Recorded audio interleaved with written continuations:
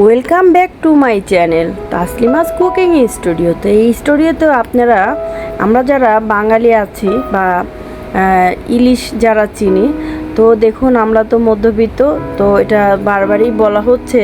তো আমি কালকে কচুর গাঁঠি নিয়ে এসেছি, তো সেই কচুর গাঁঠিগুলোকে সুন্দর করে কেটে ধুয়ে পরিষ্কার করে নিব। আর আমার ইলিশটাকেও কেটে ধুয়ে পরিষ্কার করে নুন হলুদ মাখিয়ে নিয়েছি। তো দেখুন কত সুন্দর একটা কালার চলে আসছে এখনই। আমার অবশ্য একটু পাতলা ঝোল ঝোল এই তরকারিটা অনেক পছন্দ। তো যাই হোক, এরপর আমি ইলিশগুলোকে ভাজা চড়িয়ে দিলাম। ছোট মাছ আমাদের যেমন আয় আয় বুঝে ব্যয় করতে হবে, আবার যখন আয় ভালো হবে তখন আবার সেভাবে করব। তো মাছগুলোকে হালকা করে ভেজে নিচ্ছি। আর শিল নোড়ায় বেটে নেব হচ্ছে সরিষা, পেঁয়াজ আর কাঁচামরিচ, এগুলোকে সুন্দর করে বেটে নেব। তো বাটাটা হয়ে গিয়েছে, এখন আমি একটা বাটিতে উঠিয়ে নিচ্ছি। আর ওখান দিয়ে আমার ইলিশটাও হালকা করে ভাজা হয়ে গিয়েছে, এক পিঠ আরেক পিঠ ভেজে নিয়েছি। ওই একই তেলের মধ্যে দিয়ে দিয়েছি পরিমাণ মতো লবণ, আর দিয়ে দিলাম সেই বাটনাটা, দিয়ে ভালো করে একটু নেড়ে চেড়ে নেব। এটা হবে কি একটু হালকা সাদা সাদা হবে, তবে এই খাবারটা শরীরের জন্য খুবই উপকার। আর দিব অল্প পরিমাপে একটু হলুদ। তেমন কোনো মশলা যায় না এই তরকারিটায়, যায় না বলতে আমি খাই না, আমার কাছে এভাবেই ভালো লাগে। তো দেখুন কত সুন্দর করে হয়ে আসছে। অল্প পরিমাপে একটু পানি দিয়েছি কষানোর পরে। এই পানিটার মধ্যেই আমি দিয়ে দিব ঘন ঘন ঝোলটা হয়েছে, যেটার মধ্যে আমি আমার যে কেটে রাখা কচুর মুখি কেউ বলে, আর আমরা গাঁঠি বলি। আচ্ছা যাই হোক, কচুর মুখিগুলো দিয়ে দিচ্ছি। তো অনেক আগেই কেটে রেখেছিলাম, এর জন্য একটু হালকা লালচে হয়ে গেছে। অনেকেই আপনারা ভাপ দিয়ে রান্না করেন, আমি অবশ্যই এভাবেই কাঁচা রান্না করি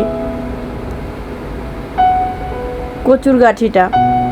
তো কমেন্ট করে জানাবেন কে কে এভাবে আমার মতো গাঁঠিটাকে ভাপ না দিয়ে রান্না করেন। আমি নর্মালভাবেই ধুয়ে নেই গাঁঠিগুলোকে। তো যাই হোক, একটু একটু করে সুন্দর করে কষিয়ে নিচ্ছি।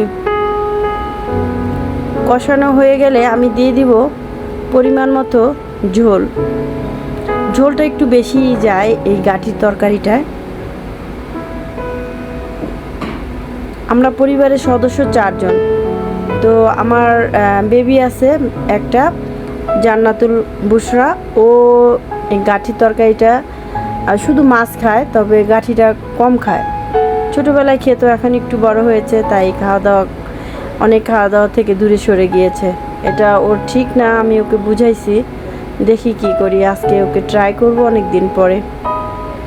কচুরমুখীও অনেক দাম, দ্রব্যমূল্যের বাজারের দাম সব কিছু কমেছে। এটা আগে 80 টাকা ছিল, আমি কালকে এটাকে 60 টাকা করে নিয়েছি।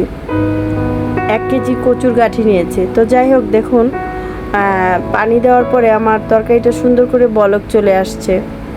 এই বলক চলে আসার পরে এই তরকারির মধ্যে আমি আমার মাছগুলো বিছিয়ে দিব। এর ফাঁকে আমি আরও 2 টুকরো মাছ ছিল, ওইটা হয়েছে যে সকালের খাবারটা খাওয়া হয়নি, তাই ওই মাছটা খেয়ে ফেলেছি আমরা। তো তরকারিতে একটু কম হয়েছে। তো দেখুন এইরকম একটু ঝোল ঝোল হবে, হালকা করে ঢাকনা দিয়ে ঢেকে দিতে হবে, ভিতর থেকে মোমের মতো করে সিদ্ধ হয়ে আসবে। তো আজকের মতো আমার এই ভিডিওটা এই পর্যন্তই। আমার চ্যানেলটা যদি আপনাদের কাছে কারো ভালো লেগে থাকে, অবশ্যই লাইক কমেন্ট শেয়ার করে আমার পাশে থাকবেন সব সময়।